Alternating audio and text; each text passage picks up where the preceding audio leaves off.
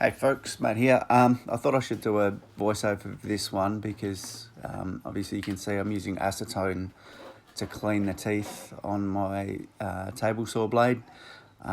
It's got resin on it, and that happens pretty quickly when you're cutting up pallet wood, so you need to get that off, or the blade just cuts terribly. I've tried a few things, simple green and dishwashing liquid and soaking the blades and stuff like that, but this is really quick and easy. The only real downside is that it can damage the coatings and the writing on the blade. You can see that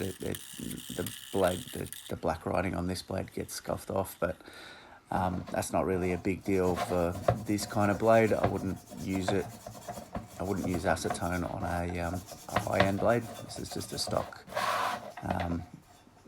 blade that's come with a saw, after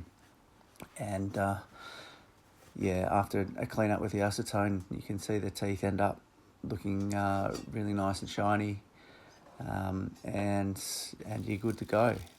Cuts like new.